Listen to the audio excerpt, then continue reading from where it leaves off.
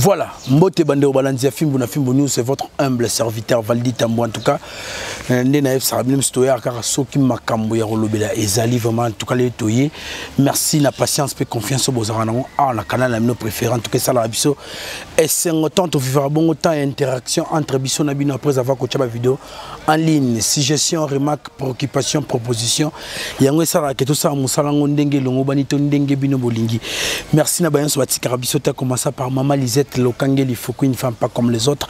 La passion Mbote Mama depuis Paris. Nayeme Merveille Kimbuta, l'architecte international Nabos Jimmy Belaou.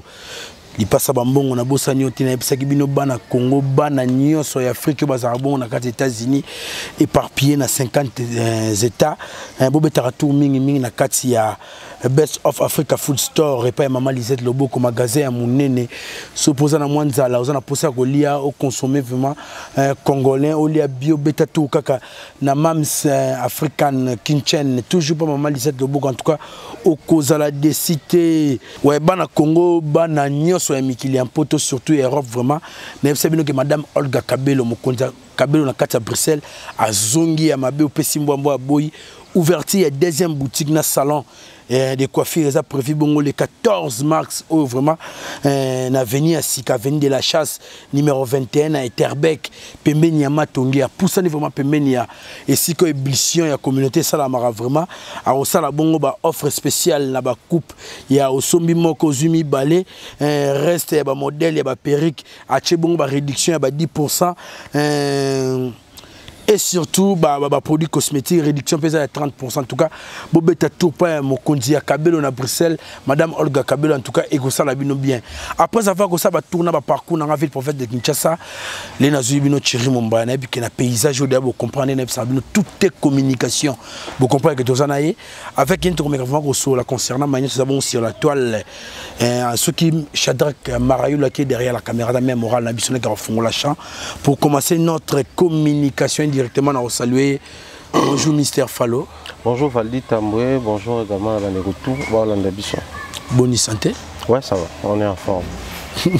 Color bomba. Malgré les soubresauts. Malgré les vicissitudes de la vie. On est là. Tu as vu qu'il y a tel micro fort. Non, c'est qu'il y a un gros. Mais depuis le c'est qu'il a. Avec bouche bée, silence c'est un moment la communication selon.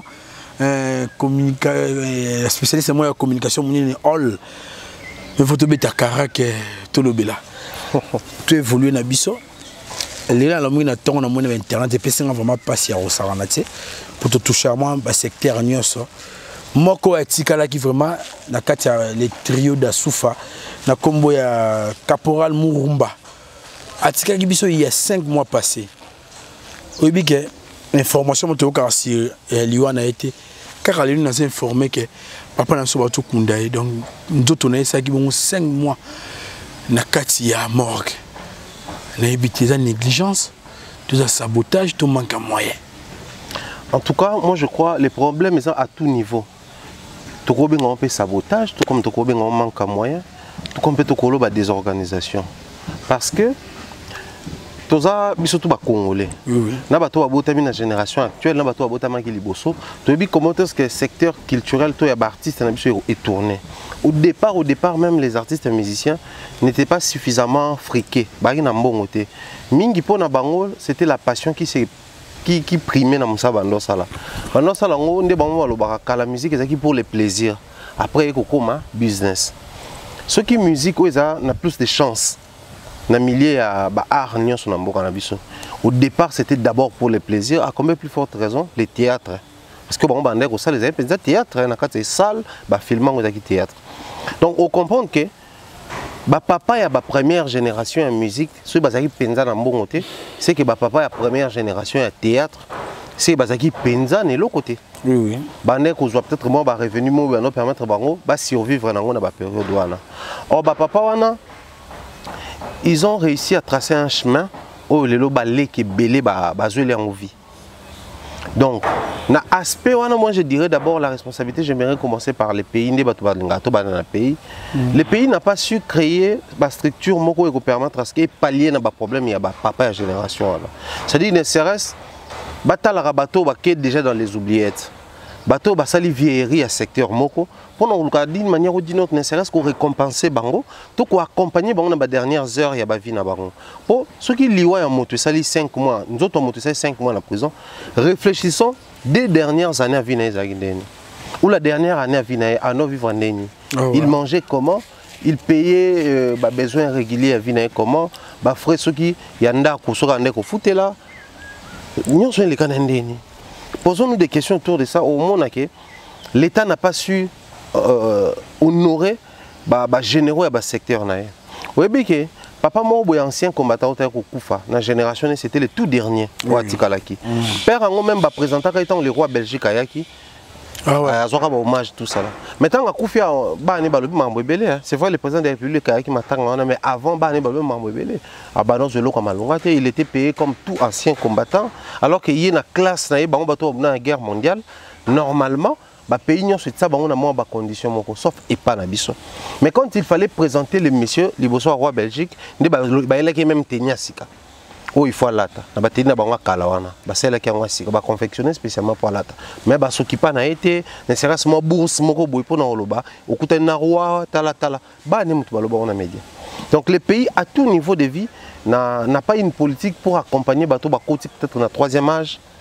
Obi ke biso to vana na mboka oyo étant bantu to ebi ke ba koko ba na lycée baloba no comme ko le lumba solo. Mais bimisara maloba bien. Donc ma parole de bénédiction, ma orientation. Pour biso na bantu balobaka. Moi mon cœur m'a dit que là nzete au mona musikate que mukolo avani nase. Donc balinga ba rappeler biso que non, de par leur expérience dans ba secteur toi vie, baza important pour la société actuelle. C'est à tout niveau de vie. Au monde que la politique il y a quoi accompagner bango zate mais surtout bito zongi la ba artiste bango moko. Na mboka lokwa ya biso, papa lokwa murumba. Ozala mutobota misika so babetelo histoire na trio da sofa ozata na histoire moko ya bango na muto. Nous avons aujourd'hui les artistes à succès toujours au ba osa à succès ba le kana banzonzing tout ça là so ba pendant que pour l'honneur ya secteur na biso par personne toté $50 enga ko kaba kunda là un exemple moko total a émission des fois au salle émission et kotibwe toté kaka 10 000 views ou 20 000 views. Na kati émission no kota annonce mo mutu moko obela za besoin accompagnement bato ba sungaye pour qu'ils soient soin. Mais na 20 000 violons par personne tout c'est $1, ça fait $20 000. Oui. Mutu na jupe solution pas problème. Combien de fois les gens en parlaient pour na makamboana que non père a des pas kota hôpital ti na nenga kufi 1 mois 2 mois ti na 5 mois. Non so mécène moko te maman livre qui ko se prononcer pour kundaye si siko mazaka kuna. Les artistes et comédiens eux-mêmes ne savent pas faire certaines récupérations. Pour la banque, on a mis tout ce coup un succès, né au monake, moi, mouvement à ma casse autour. Mais si on coupe no kaka, au sambona, au baby na. Né tout moni papa a sali 5 mois. Na artiste et comédien, désistance tout manque et un regard beaucoup particulier au bagage qu'on portait sur muto à traçant na bino pour beaucoup ma place beaucoup. Et na makambo nyon tout fêté à bango. Pour ce que talipé bango ba na facteur succès dans le bon point. Ne comment il y a groupe troupe théâtral yo kasson. Auta ko kufa. Ba vidéo bi même temps azaki malade azo expliquer parce que non azaki empoisonné azana besoin juste ya ba soin traitement kaka. A découvert le poison en retard, bah compagnie a été l'autre côté. Azo même yé moko dans l'hôpital tant qu'on sali vidéo wana. Yé moko a tinde dans azo dans l'hôpital na tinde li ba comédien tel vidéo tanga. Da ba numéro na bango. Abetika. Car tant a koufi qu'est-ce biso to ka qui comment dans les 300 quelque chose $. Qu'est-ce pour n'en économie na koufi. C'est vrai toloba mais biso on a comme l'impression même l'internet en haut toloba to lingana ça va encore.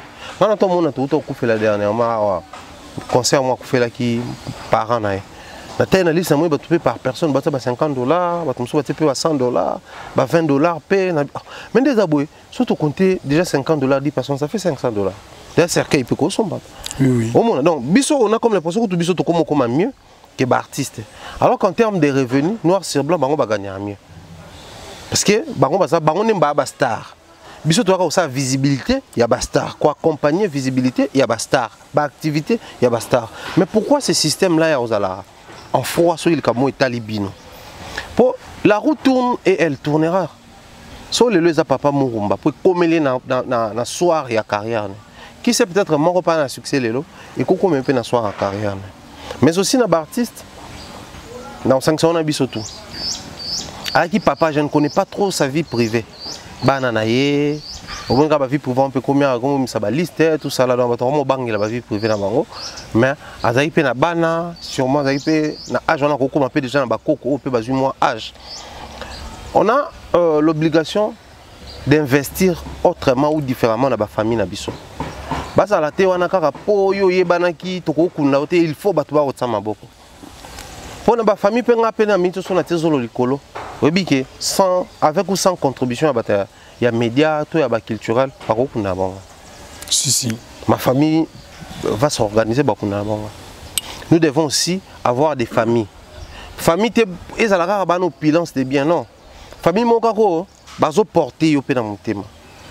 Biso tant to comme na vie publique boy ba famille na biso musu ba comme na ba regard on va lui tout le temps na ba musicien tout le temps on changer bilamba c'est comme na l'art rebelle. Oui bi écoute ça rappelle climat moko boy famille beaucoup en froid. Mutu pa mona ka valdi na kabela biso te. A habiter ko kabela biso te on ya calculer on selon ba valdi ne ba ko bonda boy na poche a rosa na pe 500 monter et vania ne zengelo ko sala. Ne connaissant pas ba dessus à carte. Donc il est d'une très grande importance par moment pe tant on a ba famille na biso sauf moi matanga. Moi fête, au mon anipé, ou type moi contribution, ça nous rapproche davantage. Ou on se rend compte après que peut-être ils avaient une idée derrière la tête, ou en réalité c'est qui a monté. Peut-être après tu fais la fierté de ta famille, mais du fait que vous rapproche, t'es pour Moussa là, danger dans les années. On a notre monde en appelé 5 fois la semaine. Maintenant, on a une fois dans le mois. Parce que le travail nous impose tout trop, tout échanger trop, tout passer un moment avant l'émission tout solo là, après l'émission tout solo là. Mais avec la famille on n'a pas ce temps. Pendant que tu passes sur 1 heure du temps, ah, le téléphone est gros sonné au pays. Ta famille on y embêté parce que tu es concentré ici. Avant on a préparé l'émission, après on a toujours ligne l'émission boule. Donc tout ça, il faudrait tout créer politique mon père vous allez bien dans la famille pour éviter ça. Sinon c'est vraiment une très grande honte quand à la niveau de papa on a que d'asoufa, moi quoi tikalaki, tu vends d'ici 5 mois dans Malili. Pendant que l'artiste musicien VV Santer vient à Verkis à Koufaki, tout le monde est tourné. Maman Chalanda à Koufaki, tout le monde est tourné. Maintenant, comme na bango ba comédien, so zaka mutokala. Moi genre, c'est pas vraiment bien comme image. Si pour demander un temps, papa sur Verkis à Kendagi, tout le monde est commission salamaki ou puis Félix Oiser a na tête d'affiche mais à un moment donné quand on a monaki ba ne Congo. Tant on m'attend à Verkis, c'est ça là je crois un mois peu plus moins genre voilà. Il négociait d'abord la date kaka. Mais baneko on batelemi. Comment bino baneko on boko vanda boye mtu akufia za parmi ba pionnier na biso, il a vendu l'image ça le roi notable ne Congo, ko vanda boete. En attendant ce que gouvernement tonné biso fait photo sa caisse na biso. Na mona président ya parlement provincial ya Congo central. Na bossa ni komona azwa les devant la mambwana. Ba notable là-bas Congo ba sangsa bala.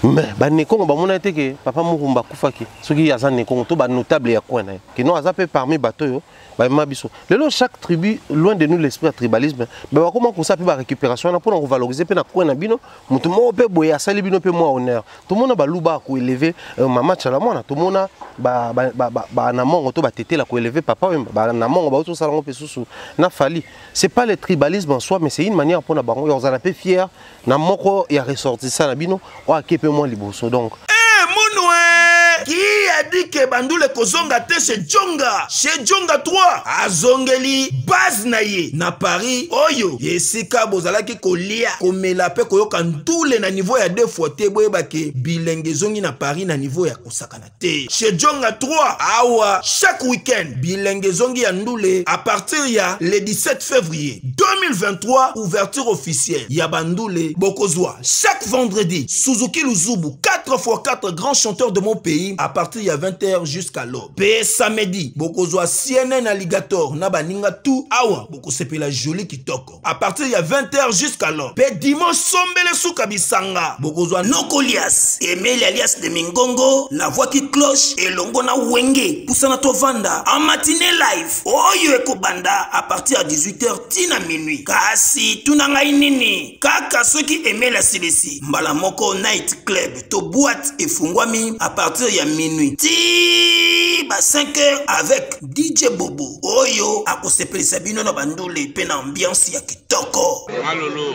Oui frère, Babi Tchonga. La Congolia. Futur. Hein? moto akosala 50 boîte na kati ya king chez Djonga chez Djonga Twanga Nantaba ezwami na adresse oyo Noisy le Sec na sima ya McDonald numéro 25 chemin de Grou 93 130 Ozamo Bimba chez Djonga Twanga Nantaba yango nde ezali moboko ya ambiance na kati ya Paris pe na France mobimba. Mo pesa l'important ya manga moko na lobaka soki to comme ça sur tribalisme to ko honorer bato ba honorer ba secteur na bisoté parce qu'à la base mo qui le créé pour bato vivre en famille. Ensuite ba famille créer ba communauté créer ceux qui ba province ceux qui ba tribu to yo commander to comment répartir dans ba pays. Donc chaque famille chaque lignée fait ça peut fier na bato nango quand il y a besoin faut qu'on assiste. En tout cas, merci Thierry Mombaya. Toujours évolué dans le cas de débit. En tout cas, les solons, c'est là que moi passe mon pour la réaction à bande de belé. Au basé éparpillé partout dans le monde, bandor au loba, même si on doit déplorer, même si on pessimiste ma vie na bango. Et là, on a zoapé ailleurs, le retourne na plateau. Mais tout évolue dans biso siko. Les loyo, vos analyses au bossala, biso sous une analyse menazuyo, pour souvent on a yamba kaka. Nous avons bateau intervenir. Ouais. Banalise bosala ka lelo za critiquer makasi côté musuba babi pour bolobela kaka artiste moko côté mususu bat balobi bosala banalise ngo za la raya moko bo attaquer ba artiste mususu car du côté négatif n'habiter statut en onan. Déjà je me vois mal placé même pour un statut. Pourquoi? Simplement parce que nous sommes dans une communauté où les uns utilisent certaines choses quand ça leur plaît. Quand ça joue en faveur, il y a position au bazanango. Les autres profitent de cette histoire-là, de cette position-là, pour s'effrayer, se faire de la place. Voilà pourquoi ils ont aujourd'hui la facilité de porter des critiques à tout bout de champ pour la banaliser au bateau salara, au biso, tout ça.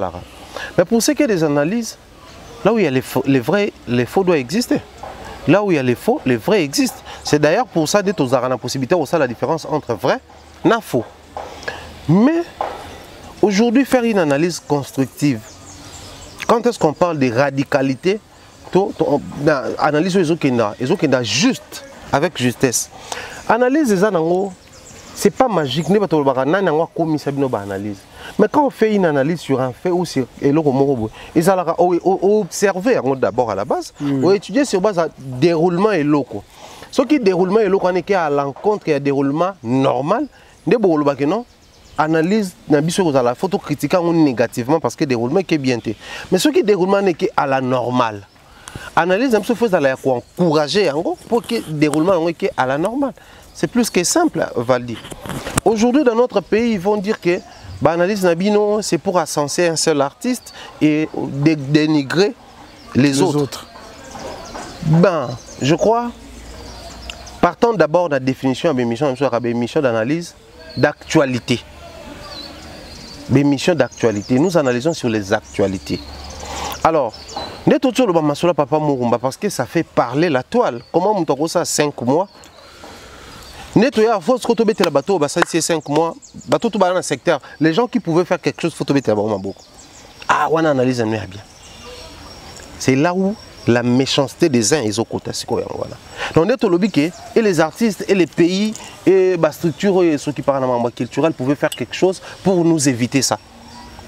Ouais, tout ça est mabé. C'est ça au fait le fonctionnement de certains Congolais pour nous sangisa bateau. Tout est dans ça que je considère le quoi ça comme bêtise. Nous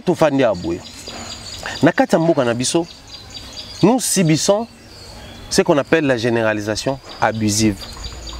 Or, dans la logique, tout le temps, on a une généralisation abusive et des défauts. Tout est un handicap mental. Moi, je analyse c'est handicapé mentalement. Parce qu'une personne réfléchie, une personne intelligente a généralisé abusivement. Okay? Ça s'appelle la généralisation abusive.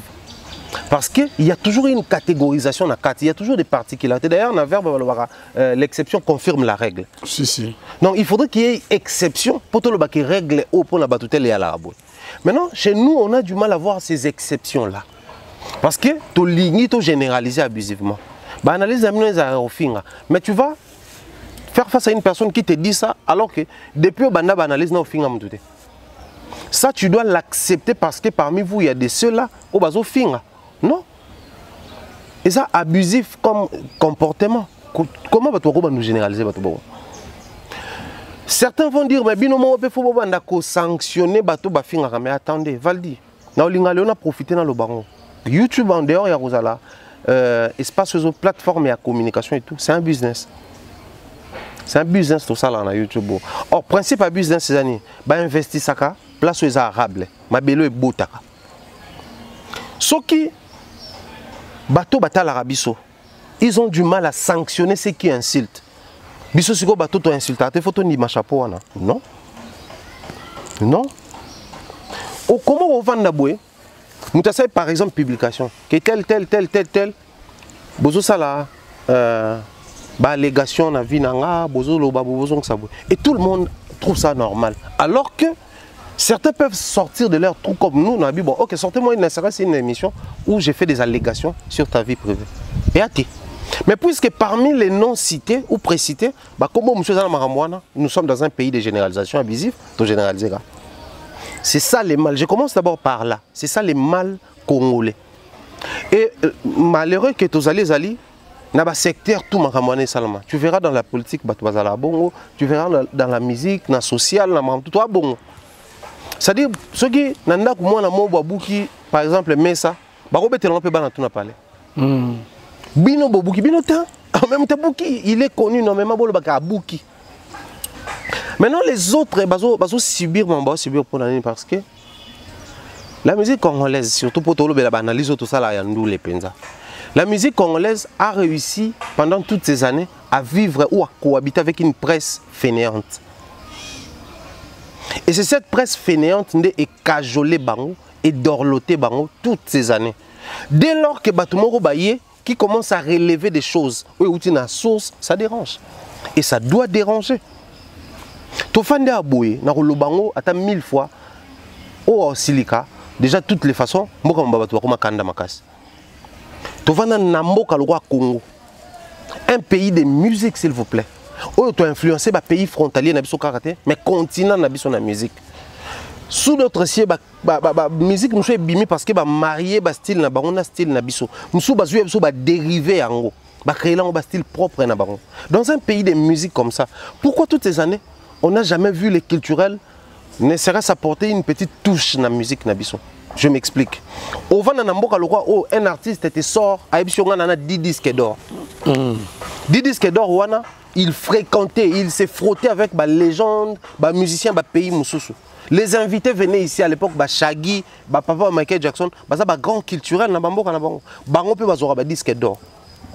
Mais comment expliquer que les pays de musique, mais tu évites que les disques d'or soient certifiés.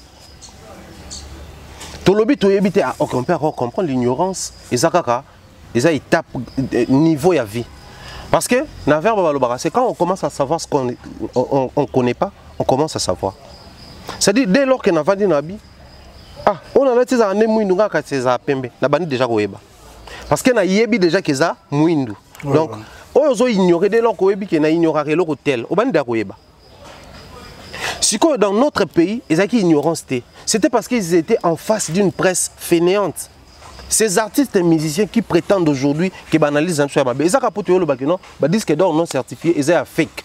Explication claire. Un disque d'or non certifié, ils ont un snap.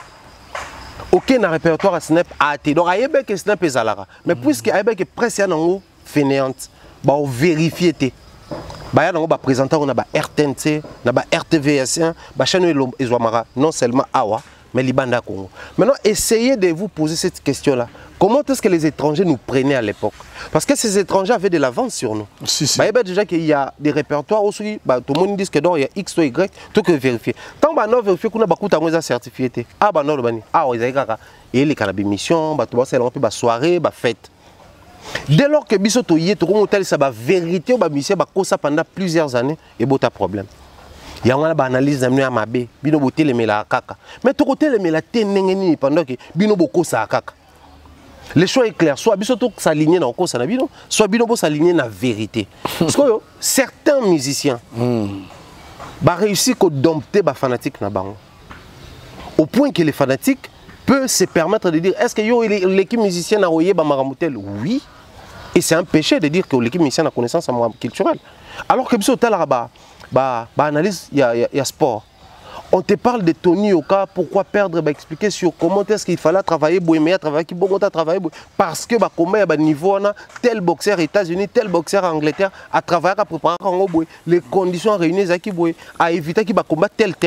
C'est parce que lui il a le temps, l'analyste, de vérifier sur tous ces combats-là, de vérifier sur tous ces boxeurs-là. Tony est focus sur ce qu'il fait, oubliant que sous d'autres cieux, mais l'analyste n'est pas seulement focus sur Tony Yoka. Il est sur tous ces athlètes-là. Il en est de même pour un analyste musical. Ici, l'artiste va te dire que l'autre hôtel existait, mais nous, on regarde tous ces gens-là. Johnny a l'idée, mais ça certifié. Si le bango qui a la contre, il y a propos artistes et ces fanatiques vont s'aligner derrière l'artiste pour te vilipender. Il y a un moment qui va analyse na biso, ils ont à côté les mains. Alors qu'en réalité, analyse nanga, je me prononce, ils ont même ma vérité là où la vérité est athée. Au Vandibo, Moutoumoko a étalé des choses à la place publique. Tout détail sur une personne publique au bâtiment à la place publique fait objet de débats publics. Donc, on peut débattre sur rien. Mais chez nous, vie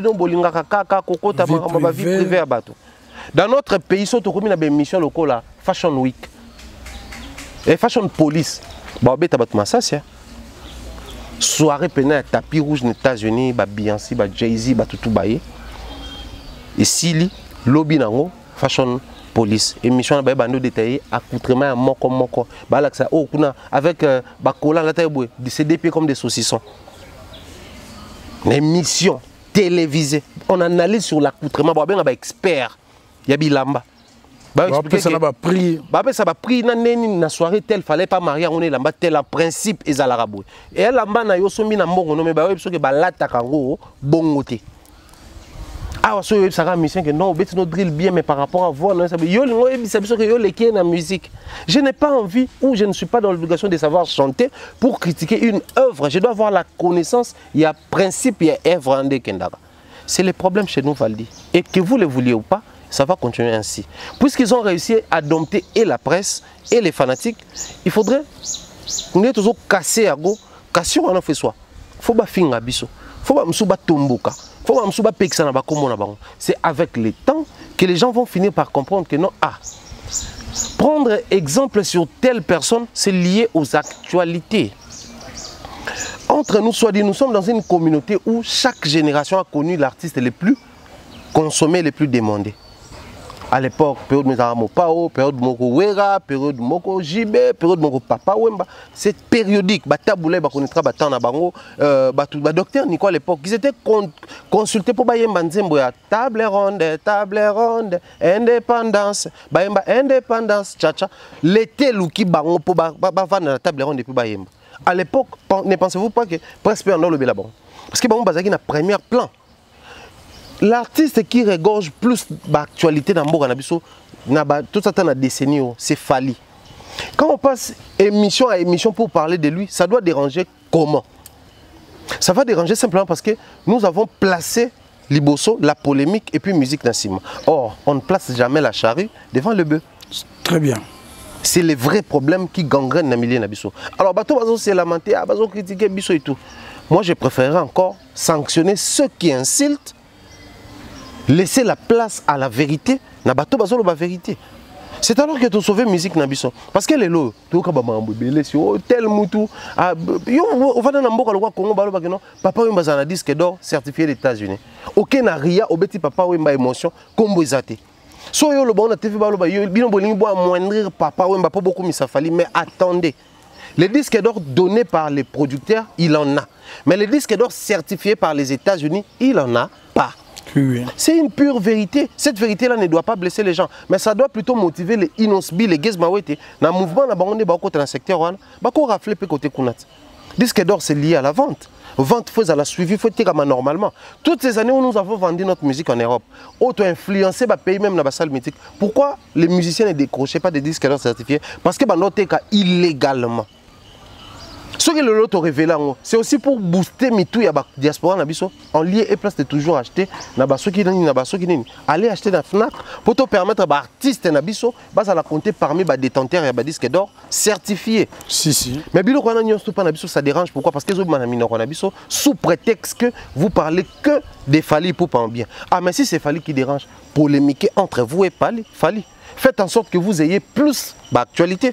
Eux vous permettre que surtout ces dossiers na table. Tous en moyen éviter bino. Mais si vous nous présentez ma page d'amour, on va parler de la page d'amour. Si vous nous présentez vos ébats sexuels, on va parler de vos ébats dès lors que bimi na place publique. Il y a des artistes qui sont comment vous tiens niveau sexe pour ce moment on s'acharner sur bateau. Ne bateau ba ça n'a pas bise pas ma s'acharner.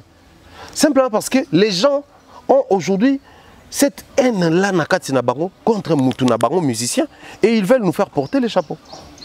On ne lâchera pas l'affaire. Aussi longtemps cette vérité et construire musique et détruire. On ne lâchera pas l'affaire, papa. On va continuer à dire la vérité. Nous tout à présenté autant. So biso tu vérifier que teki angote, to yeto lobi ka kosi. Silika. Autant la communauté metolobake au kosi. Mututé la bimisi nzembo bien. Loko boyi to yeto lobi nzembo no eza bien consommé. Ezala yo eza osilika. Wana ya problème na yo. Mais tant que tu es mon boyazo bon tu es déterminé, est-ce que se préparer na nyaso? Neti na nini faut se préparer. Pour tout monde émission soupe salami to mo bandero na so ba epeko. C'est là bon ba ko recadrer na mo no ra merveille rambo. Aïe, tu avais cité aussi dans la liste des bateaux sur le on fait bêta. Normalement, maman n'est qu'une fois Cuba. Attends, à Kiopé. Bêta, on a ba maître na ba bêta, ba fan na ba bêta, to biron de bêta. Ah mais tu soit coûté dans Mikili. Non, ya Mikili karaté. Ah mais faut pour se préparer. Non, que Mikili karaté. Je pense que c'est la seule réponse. Non, que Mikili karaté. Ah, c'est dérangé. Non, les gars, la mission place à les gars. Non, les gars. Et puis, jour où on s'arrange, bah, il y a qui n'a pas. Mitolité Misunga, Oyo ya Grace Mandela, la pétrolière. Boye bake. Et il y a une idéologie à Sikadok. Soki papa to maman avali kopela awa na kati bakini komitungisa te ya kotinaka mbongo na kini kaka soki obengi na numéro oyo oza mobimba ndeko yo na kini akozwa soin de santé gratuitement na clinique Misunga batieli bino wifi ya opele surtout ke bazali na internet au début donc soki ndeko na yo avali kopela olingi oyeba état de santé na ye okoki kobenga ye sali kukuma ozwa ata interférence na nzela. Maman, bonne santé. Nakomi bien. Soki ndeko na yo azwi occasion ya kozwa baswin na Mitolité Misunga yebake kuna na ntongo oza mobimba na petit déjeuner mpe na pokwa yebake badive ezali mpe na pointe po okolia okondima teke ozali na hôpital bazali na basale ya opération. Sans oublier test oculaire donc oza mobimba ke na Mitolité Misunga ekosalaki misu na yo ezonga lokola na commencement na clinique Misunga bazali mpe na dentiste minu ekozonga tumu pia Misunga batretaka mpe cataracte yebake okomona pepele ya mbetolo lokola kaka éclairage public ya New York Misunga ta santé c'est gagné. Alors la clinique Misunga oyo ya Grace Mandela la pétrolière est kembe ezali ezate kobeta so eza solution c'est bien basala mais le plus important pour na biso ezali mamto sala oyo omoninga lobo na mona ngoma comique ya la hanene ovandi bosala émission lobi par exemple qui bobimisi album mais on ne sent pas l'implication des pro mutuana to ba porte-parole nae en matière de promotion et tout sachant que Nzelozo mais mabango ils sont incapables parce que moi ça nous arrive ah mon maillot tourné somme de 5 ans tourné qu'est-ce que je dois faire dans les émissions on va pas nous le banana tourné tourner na tourné biso de bisi bango bo ça la promotion té bango ba sa émission bango mo répondre biso mais au lieu de perdre temps on en répondre biso bo ça la ndé promotion les vrais problèmes aux en ami tu es anivaldi Tu sais, la musique congolaise, hier, c'était tellement analogique que... Quand tu as l'émission, on se plaindre. C'est parce que l'album est bêta, imaginez que Moutalingi a cause à TV Batiga Costa. Les vrais problèmes, c'est quoi? Ils ont réussi à dompter tous ces gens-là. Ça dit surtout les qui. Oui, mais mission dimanche à Guinée. Somoutaleki, déjà nos journalistes à Ebi comme on était. Bon, se présenter. Journaliste a tout invité à se présenter. Chose qui ne se fait pas d'abord dans la profession.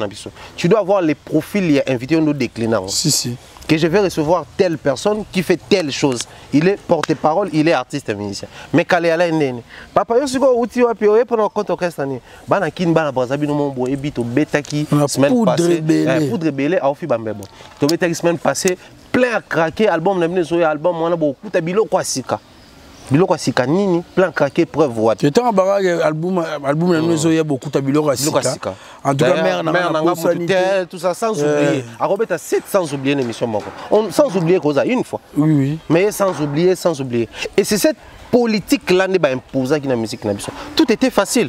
Même une personne caboche vide, un tonneau vide pouvait passer sur un plateau pour dire des allégations, tenir des propos, emporter même les élites na bêtise wana. Les personnes intelligentes suivaient les émissions comme ça, les programmes comme ça.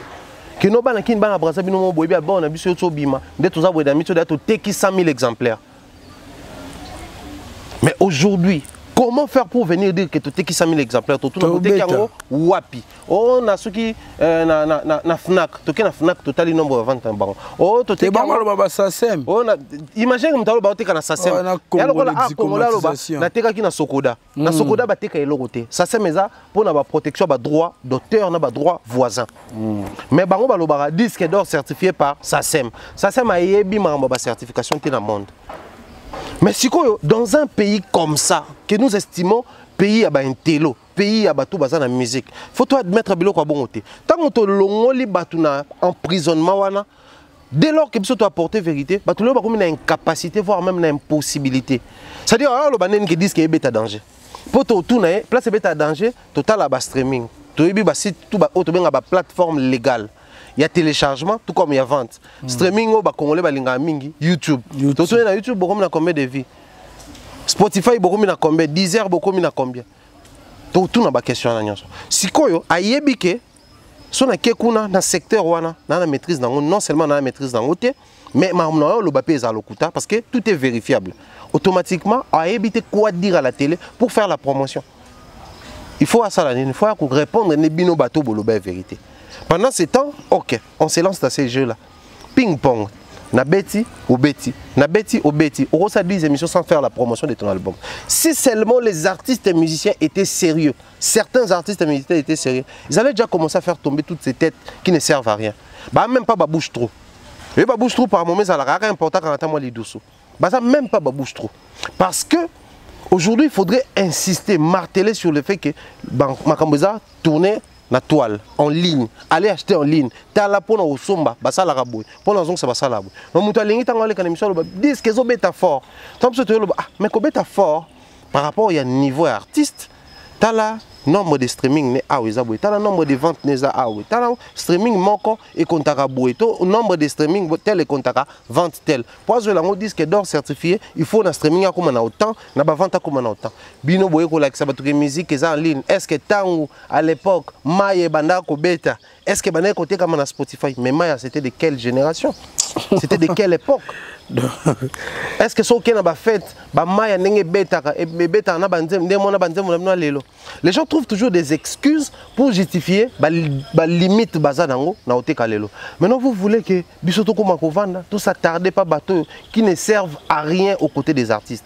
Ces gens-là, les artistes qui hébergent ces bons à rien, important ça les années. Pourquoi qu'on finit là-bas bateau? Parce que s'ils avaient vraiment besoin de communication, ils avaient vraiment besoin il y a vente na bango.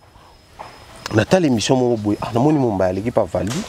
Alors sur la vente en ligne, na Spotify, na Deezer, na plateforme. Oh. Trouvons-nous quelqu'un qui va commencer à communiquer spécialement pour na bloc à vente. c'est ça votre évolution to créer ba challenge déjà grand problème pour battre belé avec battre belé sur une mission qui chasse ça battre on souper na poto après na ba méga na za na ba forfait na ba forfait ça même na ba processus mais processus na sala ngote il faudrait tout marteler sur yango. Nous sommes dans un pays où côté canine qu'on a abonné par moment société pris pour quelque chose il y a pas trop vérifiable ba somara ba review na ba YouTube ba sali sara ba abonné ba indien ba tout ça là on a tellement insulté jeté dévolu sur eloko wana donc tout ça na musa makasi ya kozongisa bato na consommation wana bato baza ba musicien congolais surtout ba atteindre ba niveau légendaire ba teka na poto baza na possibilité de teka ti lelo. Mais comment baza kokoka kosala ngote parce que bango moko ba se laisser emporter na biloko yo ils ont empêché bango bandi ma vérité. Une personne comme ça qui se pointe et dire que ba analyse na bino ils a des poids des mesures. Mais nous on doit assumer et avancer. Dès lors que toi tu es un artiste Mokoto Mi Baleto Misato qui comprennent ça. Nous avons Fali, nous avons Inosbi, nous avons Gez Mawete qui comprennent bazo insister sur ba vente là. Tout ce que bango ba continuer teka. Ba pe ba lingité qui nous présente ce qu'il nous présente là, on va passer sur ça. Et puis, la fin justifiera les moyens. Attends, merci Thierry Mombaya. N'habite sur ta émission, il est bon na TV5 Monde, 400 millions de critiques. Et si il y a plus de 5 journalistes qui a connu musical, les chroniqueurs de musique, en train de parler sur l'album Formule 7. Baba Warrior. Au lobby? Baba Koni Fali. Amindéana. Ah. Bon, il y a des Chevesquin, Jean-Paul de Canada. Bakoni Fali peut. Comment dire comment elle est ce qui est qu'on a. Non, c'est un bande retour batala ba média wana ba TV5 France 24 ba musicien na biso. Attention à l'équipe à Juliette Fivette, soit l'équipe à Claudicia, toi l'équipe à journaux télévisés. Observez la présentation de tout et chacun. Au monde, nous allons recevoir pour vous aujourd'hui, il est un très grand artiste musicien congolais, il est connu parmi les icônes de la musique de la RDC, il a fait tac, tac, tac, tac. Aujourd'hui pour vous, telle personne. Moussou Boyambe, nous allons recevoir pour vous aujourd'hui la légende de la musique congolaise. On présente Fali comme une légende dans toutes ces émissions-là, les autres on présente comme l'icône de la musique, tout ça là. Mais ça ne pose pas problème. Imaginez que Oyambe émission, Oyamba qui fallait présenter comme légende. Ah, déjà, il y a Makele. Mais cette appellation, il y a les gens de Côte d'Ivoire, France 24, il y a des légendes. Pour nous, pas comme légende, il faut commander Fapembe, il faut commander niveau, c'est-à-dire il faut commander atteindre comme vieux, comme un album, on a réservé, on a catégorisé les critérium, mais comme légende, tu peux ça à niveau moko. Ah, na minute to roba no benga ba faire na ba fali ba légende, il faut na suka na ba jibe na ba wera. Mon début sali makam. Or c'est parmi les erreurs. Na ba émission wana ba kenda ko leka kunat. Ya on a vu bande ko batala. O X aleka, o Y aleka, o Z aleka. Bon monde à chaque artiste et la manière dont va présenter. Ces gens-là ont un regard sur la musique congolaise.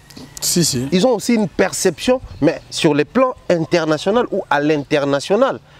Ils regardent la musique congolaise de manière particulière, oui, parce que ce sont des chroniqueurs, il y a musique. D'une manière générale, dans chaque pays, mais puisque à l'international, il faut porter critique. Maintenant, les problèmes qui se posent à l'interne, critique à l'international, pas besoin de s'imbattre. Il y a un moment où il y a des gens qui ont la manière dont Bakoumisseli Formule 7. T'as la manière Bakoumisseli Formule 7. Ah, est-ce qu'elle bon moi qui droit chemin? Excusez-moi. Droit chemin travailler là-bas. C'est-à-dire, on trouve toujours des excuses pour justifier notre méchanceté. Or, par moment dans la vie, j'aime bien prendre l'exemple sur qu'est-ce que je dis? Binafilé. L'émission monte ça à l'oba. Abinga bato ba combattre nga. Nenga nem se bango lo moko. Tant bolongwa na orchestre bolongwaka tout en bobande ko ça succès batwa combattre bino ce qui kombaka comme est déterminant ka carrière à moto mais bino bokoma na ba succès o bokomi na au point obimisa biso donc malgré ba combat tout bozwaki bo continuer ki carrière na bino bo continuer ko mata ko beta ba salle mythique ko zwa célébrité ti bokomaki au point obimisa biso donc aujourd'hui ko combattre biso bo se souvenir na ba combat na bino. Ce beau mais binoté ni ne l'accès que beau ma biso. En lieu et place de dégager ou de perdre nos énergies en combattant un artiste musicien, qu'est-ce qu'il faut faire? Soit s'aligner, soit rester focus sur ce qu'on fait. Or, on connaît chaque orchestre dans le fonctionnement. Dans une émission, tu vois les gens qui passent pour parler en lieu et place de parler de leurs orchestres, ils préfèrent insulter les autres. Délibérément, par moment, ça peut mieux l'autre. C'est-à-dire, par exemple, le leader de Wendo, si bébé Chanda, ah, mais ça parle de son leader, c'est normal. Il doit ascenser son leader, il doit glorifier ses. Les chefs de danse, jamais mal. Binope pour boleka, pour contrecarrer, sur le salon, qu'est-ce qu'il faudrait faire? Boleki, binope beaucoup misa ya bino. Beaucoup misa tellement qui toque, ok? C'est comme ça que les choses doivent se passer. Mais on trouve toujours des excuses parce que toi, on a mal lobaté au commissaire leader au travail. Et dans tout ça, biso, toi, tu as trois étapes: récolte, traitement, diffusion, tout information. Mais quand tu as dans l'étape de récolte, les étapes pas si pour biso. Traitement, on fait les choix. Par rapport à la ligne éditoriale, par rapport à ce qu'il faut dire, mais récolte nano. Il faudrait mettre à la place publique, il faut surtout récolter. Combien des artistes aujourd'hui ont des porte-paroles ou des gens qui les entourent, on va remettre à la place publique, prouesse va savoir faire dans. Combien de fois? Même quand on critique, l'album a réussi à répondre aux critiques ou aux besoins des gens. Mais le bon. Bon, on va préférer que tu aies danger, surtout beaucoup aussi. Parce que il faut calculer est-ce que y a critique sur l'album de Fally? Il y a critique. Le critique est constructive, on a côté il y a bien à performer par rapport à Salara habituellement. Comment est-ce qu'il peut orienter les choses différemment? Donc c'est que pour Nabango, s'il peut orienter différemment, c'est que tout a sali orienté. Batali soit sali de mieux, na ou a sala de plus. Mais na mi chom tout à bien ngamba warrior. Ngai il commence à avoir plaisir. Le même langage que nous tenons ici, les mêmes propos que nous utilisons ici pour communiquer, ceux-là au bazar un peu plus ouvert que borné nabiso, ils utilisent ça. Non, automatiquement, ça nous dédouane. Si certains intelligents ou certaines personnes un peu ouvertes d'esprit, c'est vrai, binope boza parti pris, binope. Tant que la critique n'est pas bango mais même makambo na oka balobango pas mombaya. Mais peu balobia, mais ce que bateau yo, balobango pour na Johnny Hallyday, balobango pour na Michael Jackson, balobango pour na Batutu. Tant que le pour la Fally, c'est que Fally réellement il a atteint ce niveau. Mais pourquoi balobi yango pour na yépé? Parce que l'album a atteint un certain niveau. Quand on entend l'analyse Moroboé, il y a des Français qui disent, en fait, l'analyse qui est basée sur Gims n'a perdu de place depuis un certain moment, un album qui est en ascension et perdre de vitesse. Mais qui a déniché sur les problèmes qui ont causé un discours à Tenaki pour le président rwandais, pour le génocide d'Abisso, mais aussi parce que l'actionnaire rebelle derrière Kagame et un artiste qui dénonce publiquement pour créer Kuba kota ba pot banane nanzela. Balobeli pe sur attitude envers ba chrétien ba souhaiter qu'il y ait joyeux Noël pendant qu'il y ait aza musulman ba réaction les qui vraiment à chaud. Na kat analyse ana mutanabi et ce qui est étonnant que dans son pays il y a un artiste Fally Ipupa contraire à Gims qui facilement pouvait perdre cette place là mais à maintenir yango na top 10 il y a Snap par rapport à l'évolution de l'album banin tout ça. Si. Maintenant attendez. Ce sont des blancs. Trop souvent blanc. La preuve, vous s'incliner, vous respecter. Vous respecter. Chez nous, on a comme l'impression les mieux, ils ont Ozolobama Libanda. Contrairement à Ozolobama. Voilà pourquoi on dit les loyo, biloko oyo. Même bateau baza averti na l'esprit. Biso vandaka total bémission banalise avant ba liste ya buzo ba oyo bima ki bima. Total to moni mutu bena zo sala émission. Liste ya buzo ba je pèse mes mots. Je ne réfléchis pas deux fois là-dessus. Na besoin de tout comment.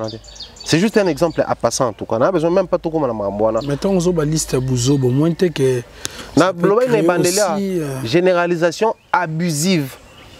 Ils allaient handicap mental. Yango benga liste na lingala mutu aza handicapé na mental ne. c'est comme ça makambo ya buzoba. Eh. Oh, mais tant que tu dans la classe dans le premier graduat dans la logique. Bino autant la logique tu es premier graduat. Cours à logique, bah non sanction une expression écrite et orale. C'est oui. Biso tanga penza. Tondo ki cours to komaka. To tanga cours wana. Sikoyo. To vendre pena boto tala. Mutu pena ya simbi vie pour mutu tel par rapport à âge na ye, a ko satisfaire yete pour bazan écart d'âge ya boy. Tala niveau mutake na intimité ya mutu. Intimité même au bomba na sa pantalon. Il y a kiti kuna. C'est-à-dire à part oyo taki na place publique, il y a dans le roi bambouza a kiti sur pantalon. C'est-à-dire yo bimi torsini, il y a yé a jusqu'à kiti sur pantalon. Il y a internet. Oui. Non que l'on banalise à poto. Il y a internet. Ouais. Comme écoute tu en liste. On est à vie privée là, on a respecté la légende, on a respecté l'artiste. Dès lors que vous avez la facilité, la langue facile de tenir des propos pour encenser d'autres artistes, les problèmes commencent par là. Et pensez-vous que nous sommes en train d'aider la culture ou dans nos analyses ou bisomo artistes, on se contente du fait que on manque de respect au calme. Vous ne venez pas boy, soka bosali moi 5 émissions moi il fallait farouchement même na mambo ça boba ça la honte. Ne musique kenda. Pepele. Kimia. Donc problème sur na bali Sénézara pour na combat fali, c'est ça? Valdi. Ya chéri. Na ye na fingi maman na yo. Les degrés élevés au batubélé surtout ba mibal to en attachement mon ba maman cause explication. Mais puisque na ba ketch nous a autoboka. Yo biso kunde ko to finga maman nanga, ça j'ai été la corde. Mais on jamais ko le ba ketch nanga toboka jamais, ko tikala pe ko toboka jamais. C'est que le vrai problème, c'est ton catch et non ta maman. C'est ce qui se vit actuellement dans le milieu. Et puisque les gens n'ont pas ce courage pour assumer ma position là-bas, on souffre aujourd'hui d'être généralisé parmi les filles. En tout cas, moi, on a télé les filles en internet au Bali. Et les noms sont connus. Les noms sont connus. Tout tel pena finga qui bisoso mta finga qui na gauche droite dans le bon même na plateau. Mutu so fingi internet. Je ne vois pas en quoi il faut mutuana ba menacer. Non. L'État a défini qu'au finga loko là insulte et zali loko là injure publique. Oui, tu vas na sans caméra, tu vas na audience na batutu ah, son na fingi yo, on porter une plainte pour na saluer injure publique. À combien plus forte raison tu as fingi na caméra? Et les preuves sont là. Sans preuve, au fond, ou le qui va témoin. Que non, oui, tous ensemble, la finga qui balandeli. Bon, yo finga ito lo bayenin. On a le bas qui boue. L'État est considéré en local là, qu'au finga.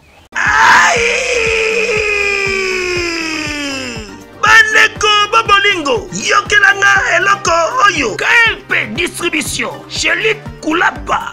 Yeah! Société KLP Distribution, ils sont spécialisés dans la distribution de boissons alcooliques, locola, whisky, champagne, vin, PMI Soussou, Bazali Koteka, boissons non alcoolisées, locola, coca, fanta, Ozamo Bimba.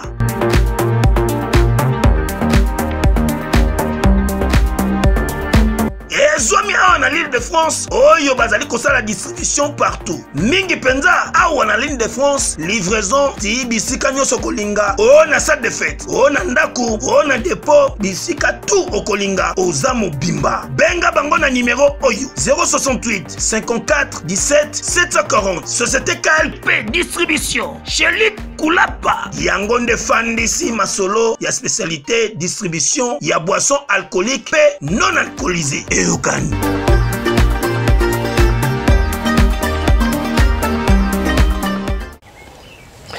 à l'époque, quand on a produit au Babylone Rebellé dans l'Afrique multimédia, j'avais connu un problème avec un grand frère, il y a Mastananga. Mastananga, on peut commander Thierry, na PC Mbote. Alors on a vu depuis Katanga. Grand frère, on a été produisant, imaginez-moi, toujours retard, il y a livraison. Alors le magistrat a porté ce plainte. Tu as une image d'ordinateur déjà montée, tu as rendu pour te servir. Mais toujours retard. Donc, il y a un comparateur. Parce qu'on a sorti une convocation à 6h, à 7h. Il y a un comparateur, il y a confronté, papa, il y a un ordinateur. Il y a une vidéo à Zolobela, il y a du début jusqu'à la fin, il y a une étape, tout ça, il y a une exportation. Et l'exportation, et où met parce qu'il faut faire ça. Il y a une place, l'État. Vous savez qu'il y a un délai à combien de jours? C'est 7 jours. oleki cette chose babengango awana l'état to bengango abus de confiance. Malgré si bon processus ces abos non. Tout est prévu dans la loi. Pour comme abus de confiance, il fallait que prévenir que non, tu les cas largement, bah je te paie sécure, tu reconnais na tel jour. Tant bien bon PC tu pour na harmonique, bon abuser. Non, biso to considérer le local là infraction. Bien que ça civil, mais ça infraction. Parce que infraction ben c'est pénal les ça, civil pesa. Les infractions. Donc faut au ça la note, tout ça le quoi ça na problème na yoté, ça la note comment jour au PC. L'état a tout prévu, muta fini na TV. Pas ni faut botina to ba beta. Bokangi ça. Pour il faut ça généralisation bizarre. Beaucoup de gens sont ta fille bakangi. Oh mais je n'ai même pas le temps. Ande batum ça auto ça quand que seigneur pardon. Na yakata. Na yakate. Auto ça la marche mo bosso ya ba. Ouais ngana monaka. Il serait mieux à kokangisa mutu. Oui. Que vous ça ba poursuite mo botam mususu. Pour que le beta mutu parce que ça sécurise yo mutu pour se plaindre. Et que vous m'appelez ma cambonioso, ça sécurise. Et rétablir. Parce que toi, bosso na kangisi mutu. Na to so na menacer mutu. Et non ça le yozela. On va yozela. Même l'État auront leur infraction. Parce que ceux qui les kambo komelinga na cause na ba conflit na nga moko personnel. Mais du fait que yo mutu menacer ki nga publiquement, les kambo komelinga yo porter chapeau na. Donc, bato ba fingaka. Au lieu tout ça là ceux qui liste tout ça. Non. Par moment, les respects, ça ne se négocie pas balobaron. Donc, par moment, il faut apprendre à imposer les respects. Quelqu'un qui passe à vilipender, banan baloba qui a vilipender ça yota. Et ça l'état dans le non sommes ta sali boisa lokola à vilipender. Sommes ta sali boisa lokola à injurieux et injure public. L'état comme ça autant mutona devant ba fait naïe. Il y a un moment où je soutien dans net personnellement, je le dis tout haut. Bato tout ba finga na média nga soutien na ba kanga bon. Nga penza okosilika so nini nga so fingi bakanga yo et puis so bakanyo na sa émission na bi ba sa bien de bakangio nga ko tiona négociateur yo kosilika nga to zaki pire master nga ato zaki connaissance nga so fingi so bakangio mais attendez média quand même ils a qu'à former informer et divertir mais c'est d'abord former qui forme la personne qui est censée former doit à la base ou au préalable être formé lui-même car on ne donne que c'est qu'on a. Même la plus belle femme du monde ne donne que ce qu'elle a. Et à tel endroit, il y a la plus belle, n'a qu'au payer $1000 pendant qu'elle a prochaine à 100. Biso tout ça censé tout former bateau. Mais faut toi la former. Biso tout ça censé tout informer bateau. Mais faut tout même information en respectant les normes. Tout divertir bateau. Non, ça venait bien. C'est comme si aux anakanda makasi pour communiquer. Non. Et biminaliste. Non, pas du tout. Dans anakanda parce que les artistes et musiciens se laissent emporter. Alors que remettre des gens facile. Pendant que nous sommes en train de nous attarder autour de Marambe Belé, tu as qui perd gagne. Et puis qui perd gagne des dames. Oh Pola, oh si ça, oh bah les bananions sont gagnés. Qui perd gagne. Tu as l'artiste a besoin de visibilité, a besoin d'être consommé. Il doit passer par un vecteur à communication pour consommer. Mais si l'artiste se sent en danger ou inquiété par rapport à ne traiter information, c'est dans la légalité que l'artiste doit prendre des mesures. Voilà pourquoi moi j'accompagne toujours les mesures ils ont mis légalement. Mais il y a des gens qui sont sanctionnés, les mesures ne serviront à rien. D'autant plus qu'il y a des détours. Donc, à la place où les mesures sont détournées, sanctionner carrément. Sanctionner carrément. Est-ce que les lots sont pas mon chéri mon baba bomé libino moto? Te ba bomé la moto. Te ngade place au Kenya na lignon te. Ba bomé la moto te. Je ne fais pas les meilleurs coups à la télé. Kunate. Non, ça met un coup par la télévision. Déjà, on a tenu une émission presque 1 heure de temps. Tous les matières. Pour prouver noir sur blanc que les matières, il n'y a pas non plus les endroits. Et il y a sur les artistes et musiciens congolais et zappés. Le plus important, c'est que les artistes et musiciens se sentent à l'aise aussi chez eux. Mais qu'ils apprennent aussi à accepter que chez eux, ils utilisent le même langage que Bato Baza, les bandas. Ceux qui les bandas, celui-là est bien hier. Ceux qui ont été le pour tout ça à l'aise. Alors que tout le temps, même la banda, on a mis il y a 55, il y a 68, les qui ont 70. Na yo, na ya na yo, un exemple. La manière dont ils travaillent. Là, en matière de pourcentage, on veut vous voir aller de l'avant. Ouais. On va prendre l'exemple sur celui qui atteint un niveau oh, bah, on va pour ça. Que moi, on a 80%, tout ça, c'est tel cadeau. Et ça, c'est pour les qui m'ont 80%, on va payer pour nous, non, bah, payer cadeau. Donc, ce qui est comme ça, la analyse. et ils ont lié à l'actualité. On va parler plus de l'artiste qui a des actualités, souffrir mais en silence. Très bien. Souffrir vraiment. En tout cas, merci Thierry Mombatomo qui n'a pas malé mais souka na qui passe à bambon on a Djoboura au Talabiso. Boss des boss, il passe à bambon on a Pession Mbote. Maréchal Nini, c'est l'amour. Ah, t'es couru toi dans la musique. On dirait moi pas de Nini, ça n'a Maréchal est surveillé, ça n'a pas surveillé, ça n'a pas surveillé dans Dallas. Restaurant Yolezo. En tout cas, Maréchal surveillé, ça coulu toi l'ino mokemo au London. Boss Placide Ebio, père nanga mambo na Pession Mbote, Mireille Lengelo, tata mwasi ya bana certifié, Mireille Lengelo. Comment certifié na lien de famille? Il y a certifié, il y a Messi, il y a les gens de drame, bon séjour dans Ratambo, Kababi, le conteneur, le panzana, et on va faire à repasser. Et on a chacun de blagues. C'est intéressant. Et on va ketchup à la télé des arabes, il y a les gens de drame, il y a vraiment les papa français venu petit. Ah, il y a des gens qui jouent au Monakin. Papa français. Ouais, papa français. On tourne un peu. On vise au long, l'excellentissimo. Donc, il y a vraiment les papa français, là, Tibouya. Voando, Babo est un citoyen du monde. Citoyen du monde. Là, Tibouya, Maïbro. Junior Iboki, quand il promet, il réalise Pablo Kitambala. Maison Kitams business. Pichumbombo tour de contrôle. Mamati à long au maire Nangaï.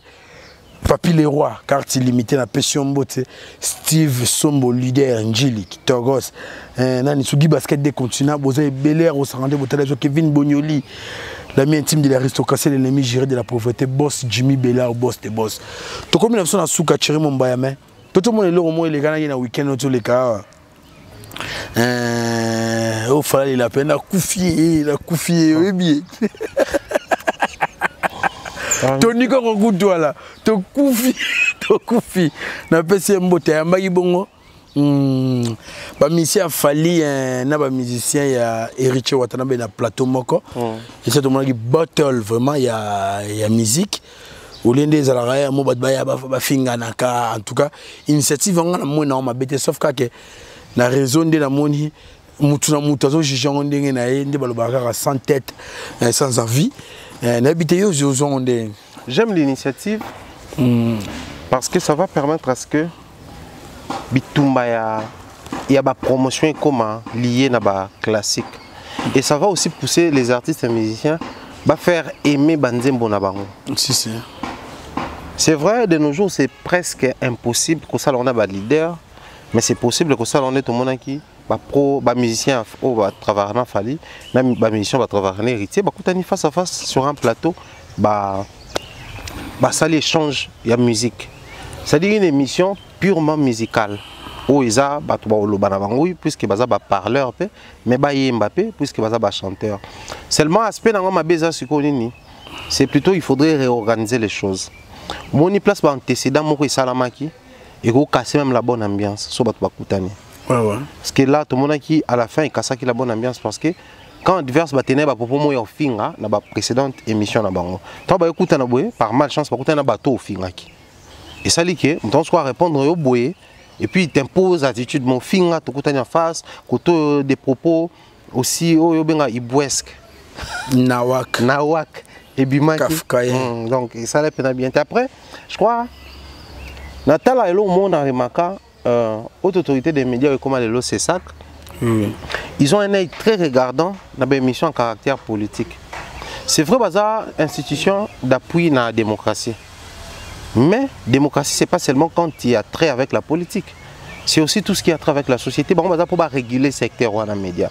Il faut battre la paix. Bon, comment on peut s'asseoir devant la télé et puis faire un PD dans la TV. Ce sont parmi les locaux. Il faut réguler. Mais aussi, l'émission peut permettre de découvrir dans chaque orchestre la politique et l'éducation. Ce n'est pas une famille pour tout le monde avec l'éducation, mais on permet quand même de entretenir la relation avec l'orchestre. Un orchestre a un langage facile à faire dans la TV. Et là, qui entre maman et papa, leader et moi, c'est là déjà. Il y a déjà générique. Mais l'émission concept est kitoko. Et au sein là, c'est quoi ok? Les loyaux. Quand on veut même coucou c'est loco. tout comme ils sont par rapport il y a rapprochement dans on a battu des orchestres bah coûte temps bah pour na banzembo ba ebiki public na biso et consommer ma casse public na biso et yebi au monde. Donc vraiment moi je motive, je soutiens biso même toi nous ça là tu vas nous relayer, tu vas nous récupérer les données par rapport à Yakuna. Ça dit s'il faudrait qu'on marteler, tu vas nous analyser sur ma prestation. Il y a chaque groupe. Sinon, moi je soutiens l'idée seulement que les journalistes essayent un peu plus de prévenir les artistes au Bandokutana. Et ça un peu plus sage et investi. On a vu qu'il y a un plateau mobile. Si les photos ont même débat, co-débatteur dans les Valdita. Normalement. On a déjà préparé. Avoir l'émission à la télé, il y a 2 jours, il y a temps il y a un petit poteau Nobel là, il y a une émission. Il y a un CP bon. Il y a un film à la TV, moi je suis un tindé ngalia. Donc on a couté neboué, dans le banana on a télé. Or cadre au boé là qui est cadre on a té. Donc au détourner tu na cadre au préparé parce que chaque émission a un cahier de charge là. Ouais ouais. Quand Valdinda a même kit, même caméra, mais le coup il y a un cahier de charge des analystes, quoi un peu musicien, cahier de charge échangé. Même plateau même mais cahier de charge nanga na o yambela ba musicien et un démoroté. Qui tu go sang vendre sur papier ou vendre échanger comme. Donc cahier de charge on a sur mes qui tenait ba bato bana ki bana Brazzaville mo boyebi certainement zaki bateau bayemba ya bango bateau bayemba ya bango tout à la peut-être bana baleki na oyemba bana baza banzembo voto balingaka bana banzembo ça succès mais tant on détourner beaucoup mina o alobela o et comme frustré bateau et perdre maman encore eleng donc c'est en ce moment-là que j'avais trouvé que l'émission avait perdu son sens et son essence. Donc prochainement il faudrait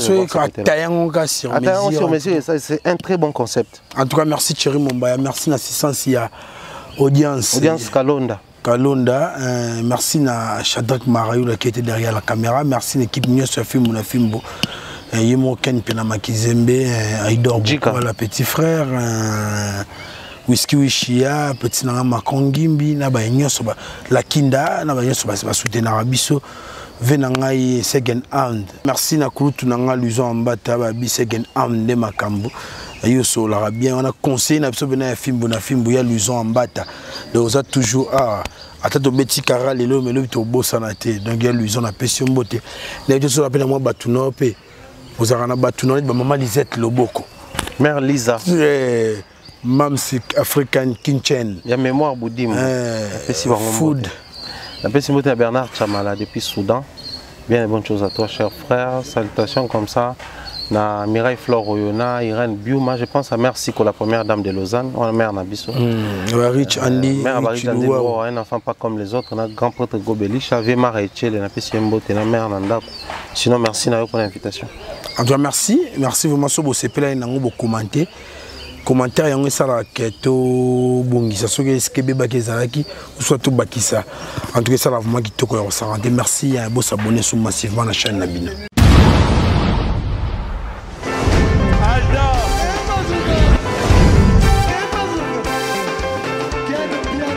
Personne m'a conduit, le monde est bien. Ailleurs, il y a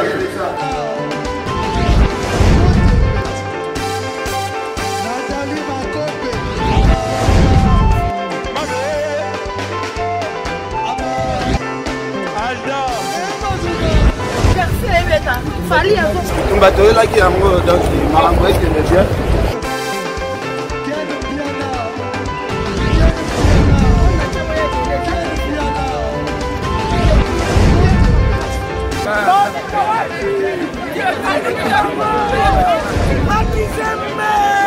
Ah bon? J'ai des mon conduit. Ouais. Ah, ouais. This is London. This is London City.